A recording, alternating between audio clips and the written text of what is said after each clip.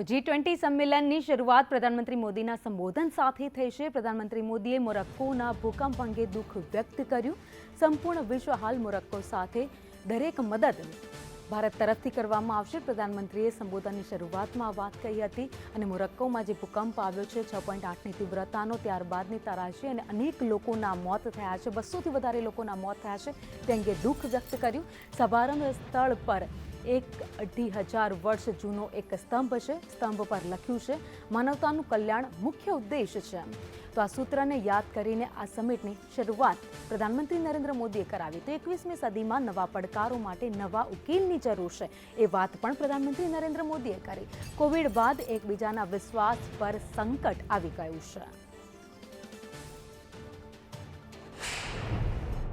औपचारिक कार्रवाई शुरू करने से पहले हम सभी की ओर से कुछ देर पहले मोरक्को में आए भूकंप से प्रभावित लोगों के प्रति मैं अपनी हार्दिक संवेदना प्रकट करना चाहता हूं।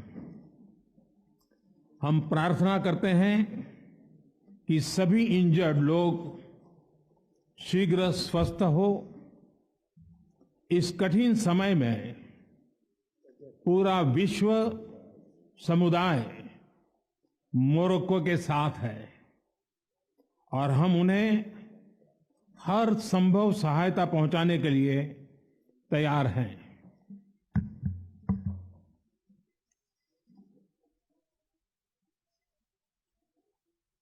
Your Highnesses, Excellencies, G20 के प्रेसिडेंट के तौर पर भारत आप सभी का हार्दिक स्वागत करता है।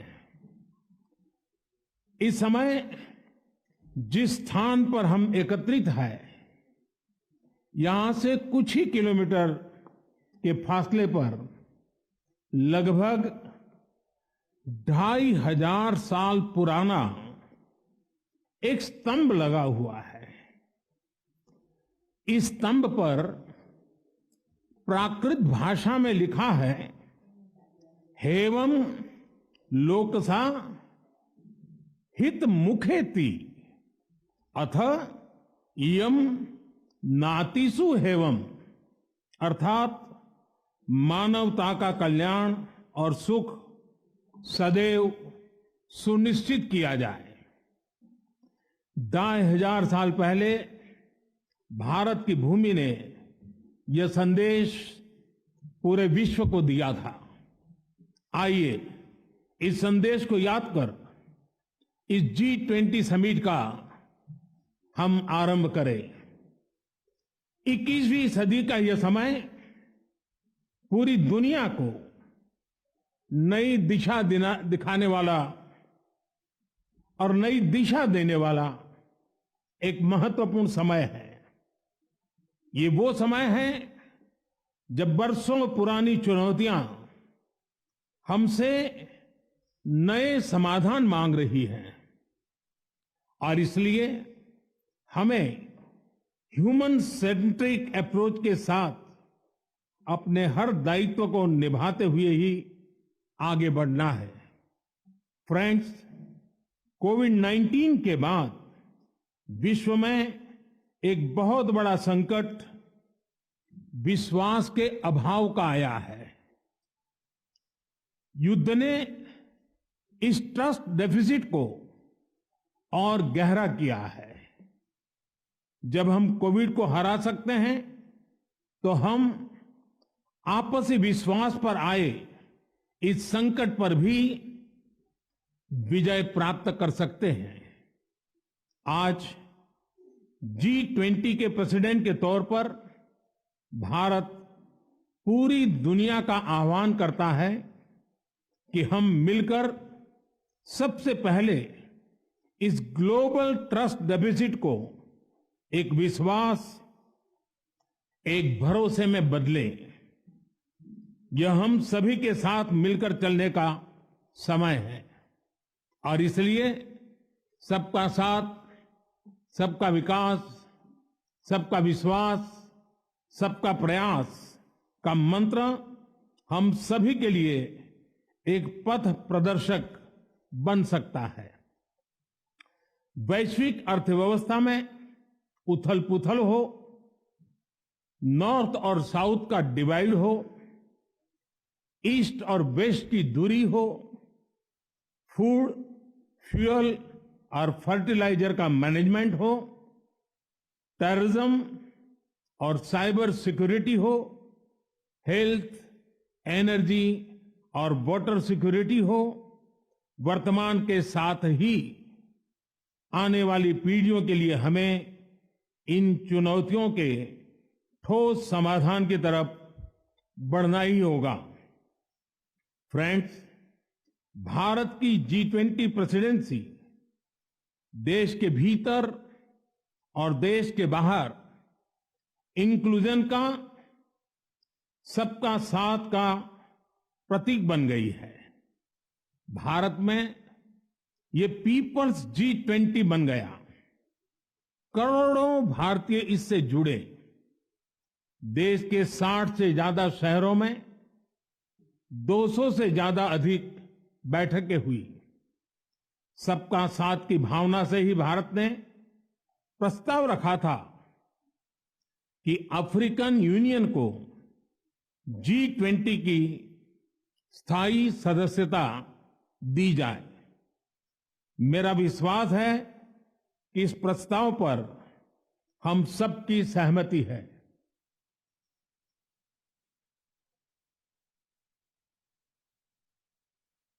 आप सबकी सहमति से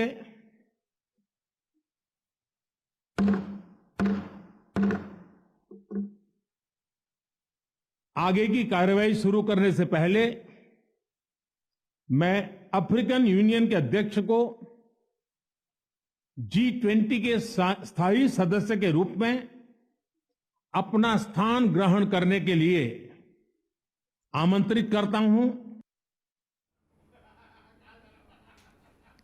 પ્રધાનમંત્રી નરેન્દ્ર મોદી જેમણે G20 સમિટની શરૂઆત કરાવી, સંબોધનથી શરૂઆત કરી હતી, જેમાં તેમણે સૌનો સાથ સૌનો વિશ્વાસ એ સૂત્ર સાથે આ જે સમિટ મળી રહી છે તેની શરૂઆત કરાવી હતી। આ સાથે તેમણે સ્વાસ્થ્ય, એનર્જી અને વોટર સિક્યોરિટી પર ભાર મૂકવાની પણ વાત કરી છે। પ્રધાનમંત્રી નરેન્દ્ર મોદીએ સૌને આવકાર્યા છે। G20 સમિટની અધ્યક્ષતા જ્યારે ભારત કરી રહ્યું છે ત્યારે સૌ કોઈ અત્યારે ઉત્સાહિત જોવા મળી રહ્યા છે। તમામ અપડેટ સાથે સંવાદદાતા અજય યાદવ દિલ્હીથી અમારી સાથે જોડાઈ ગયા છે। દિલ્હીમાં અત્યારે G20 સમિટની અત્યારે શરૂઆત થઈ ગઈ છે। અજય, અનેક મુદ્દાઓ પર ચર્ચાઓ થશે।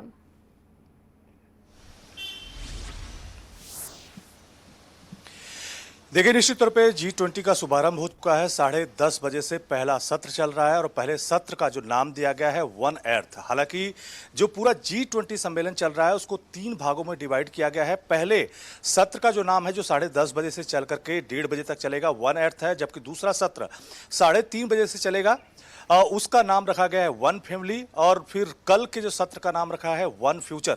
और तीनों का अपना एक मतलब है। भारत कहीं न कहीं एक मैसेज देने की कोशिश कर रहा है कि दुनिया एक विश्व मंच है और एक घर के समान है और उसको सुरक्षित रखना, उसकी समृद्धि को आगे बढ़ाना और उसमें शांति रखना, ये कहीं न कहीं भारत का लक्ष्य है।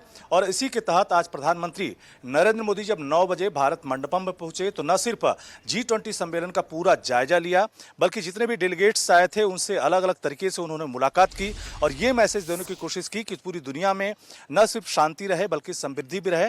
और इस तरह से उन्होंने इसकी शुरुआत की। खास करके G20 सम्मेलन के जब पहले सत्र की शुरुआत हुई तो प्रधानमंत्री नरेंद्र मोदी का संबोधन हुआ और खास करके जहां पे ये पूरा सम्मेलन चल रहा है उसी से महज 1 से 1.5 किलोमीटर दूर पे अशोक स्तंभ है और उस अशोक स्तंभ पे जो मैसेज लिखा हुआ है उस मैसेज के तहत पूरी दुनिया में शांति रहनी चाहिए, पूरी दुनिया में समृद्धि रहनी चाहिए। अजय, आगे भी आपसे जानकारी लेते रहेंगे। हमारे साथ અત્યારે અમારી સાથે જોડાયા છે વિશ્વના મુદ્દાઓના જાણકાર સાથે જ अर्थशास्त्री शरद कोहली। शरद कोहली जी, आपका स्वागत है संदेश न्यूज़ में। सर, अभी G20 समिट मिल रही है, खास तौर पर इसमें अफ्रीकन यूनियन को शामिल किया गया है। इससे क्या बदलाव हो सकता है? कौन से बड़े मुद्दे पे अफ्रीकन यूनियन जुड़ने के बाद चर्चा हो सकती है? आप क्वेश्चन अपना एक बार रिपीट करेंगे? जी सर। अभी G20 की शुरुआत हो चुकी है, आज प्रधानमंत्री ने शुरुआत की, उसमें अफ्रीकन यूनियन को अभी शामिल किया गया है। अफ्रीकन यूनियन शामिल होने से क्या बड़े बदलाव हो सकते हैं, कौन से मुद्दे खास अलग तौर पर रह सकते हैं? देखिए, अभी प्रधानमंत्री जी ने एक नारा दिया था जिसमें उन्होंने बोला था कि हमें जीडीपी सेंट्रिक नहीं, हमें ह्यूमन सेंट्रिक अप्रोच रखना चाहिए। और उन्होंने दूसरा एक और बात बहुत ज़रूरी बोला था कि हमें ग्लोबल साउथ की तरफ देखना चाहिए। तो अफ्रीकन यूनियन के जितने जो नेशंस हैं वो ग्लोबल साउथ का हिस्सा हैं। हम ये भी सब जानते हैं, बाकी दुनिया से वो थोड़े पिछड़े हुए हैं।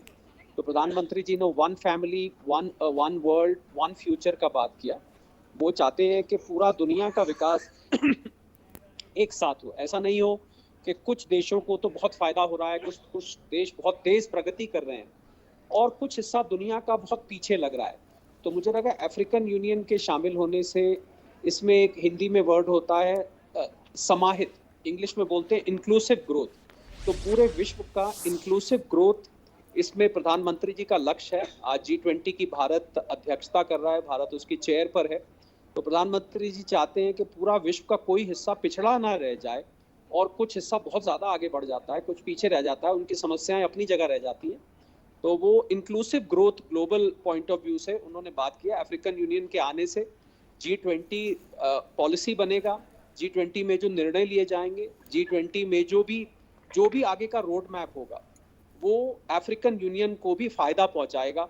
मुझे लग रहा है इससे ये फायदा है। दूसरा फायदा इससे ये है कि G20 में रिप्रेजेंटेशन बढ़ जाएगा, क्योंकि आप जब भी किसी डेमोक्रेटिक ऑर्गेनाइजेशन की बात करते हैं जहां पर दुनिया का ज्यादातर हिस्सा होना चाहिए, पहले जैसे यूनाइटेड नेशन है, हालांकि यूनाइटेड नेशन अब इतना काम नहीं करता है, पर उसमें दुनिया के लगभग सभी देश इंक्लूडेड हैं। ये बात और है कि अब यूनाइटेड नेशन की ताकत उतनी नहीं रह गई है। आज जब G20 एक नई ताकत के तरीके से सामने आ रहा है तो उसमें पूरी दुनिया के हिस्से का रिप्रेजेंटेशन जरूरी है, क्योंकि अगर कुछ देश मिलके वहां पर जी अलग प्रॉब्लम है, उनका अपनी दिक्कतें हैं। वो दिक्कतें वो G20 नहीं डिस्कस कर पाता है क्योंकि उनका रिप्रेजेंटेशन ही नहीं है, उनका वहां पर प्रेजेंस ही नहीं है। तो मुझे लग रहा है अफ्रीकन यूनियन के वहां पर इंक्लूड होने से ये जो हिस्सा दुनिया का बिल्कुल पीछे रह गया है, ग्लोबल साउथ जिसको बोलते हैं, और जो ह्यूमन सेंट्रिक अप्रोच जिसका प्रधानमंत्री जी ने बात किया कि हम खाली किसी देश का जीडीपी देखकर कि इसका जीडीपी बहुत बड़ा है, हम उसी के लिए ध्यान दें, जिनका जीडीपी छोटा है हम उन पे ध्यान नहीं दें, ऐसा नहीं होना चाहिए। ह्यूमन सेंट्रिक होना चाहिए। वहाँ भी जो लोग रहते हैं वो भी इस धरती का एक हिस्सा है और उनका भी विकास उतना ही ज़रूरी है जितना विकास अमेरिका, यूरोप ऐसे देशों का ज़रूरी है। तो ये अफ्रीकन यूनियन के शामिल होने से उस ग्लोबल साउथ का फ़ायदा होने वाला है आने वाले समय में। और भारत का ब्रांड, भारत जो है वो ब्रांड भारत को और ज़्यादा मान्यता मिलेगा और ज़्यादा रिकग्निशन मिलेगा। भारत की छवि, भारत की जो इमेज है वो दुनिया भर में सुधरेगी। भारत को विश्व गुरु जो कहा जाता है उस पर और बड़ी स्टैंप लगेगी और जो वासुदेव कुटुंबकम का जो जी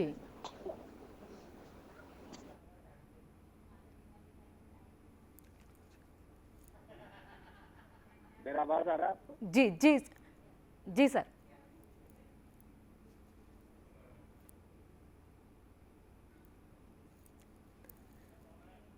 सर जी, हम जो बात कर रहे थे कि अभी यूनियन, अफ्रीकन यूनियन तो जुड़ गया साथ में, पर कई और मुद्दे भी है जिसको लेकर इस समिट में बात हो सकती है। व्यापार का आर्थिक वो मुद्दा वो बहुत ही महत्व पर वो खास रहने वाला है, पर उसके साथ ही बात की जाए साइबर सिक्योरिटी की और टेररिज्म की, वो मुद्दा भी बहुत खास रहेगा इस बैठक में। जी हाँ, बिल्कुल खास रहेगा। देखिए, किसी भी अंतर्राष्ट्रीय सम्मेलन में, किसी भी अंतर्राष्ट्रीय समिट में मुझे लगता है टेररिज्म और ग्लोबल सिक्योरिटी बहुत बड़ा मुद्दा है। और आज जब हम बात कर रहे हैं तो ग्लोबल सिक्योरिटी में टेररिज्म ही नहीं बल्कि जियोपॉलिटिकल प्रॉब्लम्स जो हैं वो भी अपने आप में निकल के आई हैं, चाहे वो चाइना और यूएस हो, नॉर्थ कोरिया और साउथ कोरिया जापान की बात हो, चाइना और ताइवान की बात हो, इजराइल के आसपास का जो एरिया है उसकी बात हो। मुझे लग रहा है कि ये सारा का सारा जो जियोपॉलिटिकल संकट ये दुनिया पे मंडरा रहा है, सारी दुनिया ऐसा लगता है कि न्यूक्लियर बॉम्ब के बटन के ऊपर आसपास बैठी हुई है और किसी भी दिन कोई भी, रशिया यूक्रेन हम देख रहे हैं पहले से ही चल रहा है, तो मुझे लग रहा है ये बहुत बड़ा मुद्दा रहने वाला है कि कैसे हम विश्व शांति को ला सकें, कैसे हम साइबर सिक्योरिटी पर बात कर सकें, और बहुत सारे एरिया आर्थिक दृष्टि से देखें, क्योंकि मैं अर्थशास्त्र की दुनिया से आता हूं। मुझे लगता है ग्लोबल डेट जो कि दुनिया भर में देशों ने उधार ले रखा है, वो भी एक बहुत बड़ा मुद्दा आने वाला है, क्योंकि कुछ देश उधार के नीचे दबे हुए हैं, वो उसको वापस नहीं कर पा रहे हैं, उनको आगे उधार भी नहीं मिल पा रहा है, उनके देश के लिए और लोन भी नहीं मिल पा रहे हैं, इसलिए उनका विकास नहीं हो पा रहा है। ग्लोबल डेट की बात हो, फाइनेंशियल टेक्नोलॉजी की बात हो, जिसमें भारत ने बहुत बड़ी सफलता हासिल करी है। बहुत सारे देश उस फिनटेक को अपने देश में ले जाना चाहेंगे, बहुत सारे देश ग्लोबल डेट के बारे में बात करना चाहेंगे, बहुत सारे देश इंफ्रास्ट्रक्चर डेवलपमेंट पे बात करना चाहेंगे, जिसमें भारत ने स्पेस टेक्नोलॉजी, जिसमें भारत ने बहुत बड़ी सफलता हासिल करी है, चंद्रयान, और आज सूरज की तरफ भारत अग्रसर है, उसकी तरफ बात करना चाहेंगे। मेक इन इंडिया की जिक्र करना चाहेंगे, क्योंकि चाइना से बहुत बड़ी इंडस्ट्री चाइना +1 और डीकपलिंग ऑफ चाइना पॉलिसी के अंतर्गत वहां से निकल के आना चाहती है। तो लाजमी बात है कि भारत उसमें अव्वल नंबर पर है। इसके अलावा इंडोनेशिया, मलेशिया, वियतनाम, बांग्लादेश, ये ऐसे देश हैं जो वहां पर चाइना में किए गए निवेश को अपने यहाँ लाना चाहते हैं। मुझे लग रहा है ये सब चीजें, और एक बहुत बड़ा मुद्दा जो निकल के आएगा वो सप्लाई चेन का आएगा, क्योंकि हमने देखा कोविड में और रशिया यूक्रेन क्राइसिस में सप्लाई चेन दुनिया भर की प्रभावित, सामान की शॉर्टेज हो गई थी, महंगाई बढ़ गई थी, एनर्जी प्रॉब्लम आ गई थी, ऑयल की समस्या आई थी। इन सब मुद्दों पर भी G20 में बात निकल कर आएगी और एक जॉइंट कम्युनिके आएगा, जिसमें एक घोषणा की जाएगी। हालांकि हर देश की अपनी समस्या है, पर फिर भी मुझे लग रहा है कहीं ना कहीं कंसेंसस बनकर जरूर आएगा। जी धन्यवाद। शरद जी, धन्यवाद हमारे साथ जुड़ने के लिए।